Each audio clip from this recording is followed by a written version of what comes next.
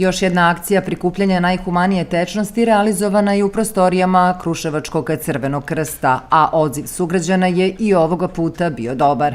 Redovna akcija u prostorijama Crvenog krsta Kruševac koja se realizuje u saradnji sa Zavodom za transfuziju krvi iz Niša u okviru letnje kampanje.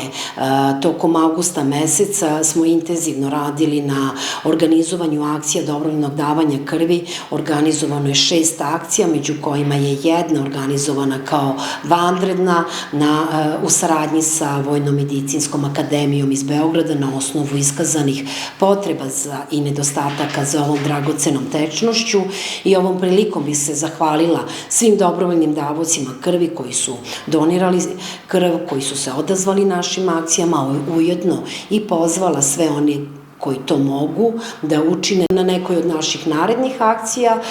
Sve zdrave osobe u starosti od 18 do 65 godina mogu da budu dobrovoljni davoci krvi. Ja sam Krsti Sara, dajem krv drugi put. Prvi put čim sam napunila 18 godina, ja sam medicinski radnik i pozvala bih vas sve koji u mogućnosti da krv.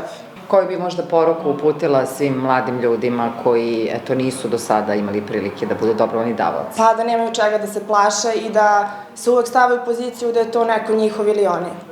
Tokom akcije prikupljena je 71 jedinica krvi. Iz Zavoda za transfuziju krvi Niš upozoravaju da su rezerve trenutno na donjoj granici. Što bi u prevodu značilo da još uvek nema odlaganja hitnih hirurških intervencija pre svega, još uvek nema nekih značajnih redukcija kada su u pitanju pacijenti, krvni komponenti, ali smo na oprezu i shodno tome i broj akcija koje izvodimo u ovom periodu godine je povećan. Koje su to krvne grupe koje najviše nedostaju?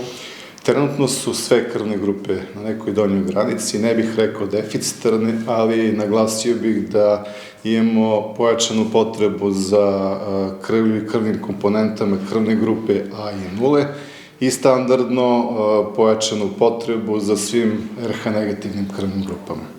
Od početka godine Crveni krst Kruševac organizovao je 35 akcija i prikupio blizu 2400 jedinica krvi. Posebno raduje podatak da je čak 288 davalaca po prvi put učestvovalo u ovoj humanoj misiji. Naredna akcija zakazana je za 4. septembar, a iz Crvenog krsta Kruševac apeluju na građane da se u što većem broju odazovu i pomognu onima kojima je krv najpotrebnija.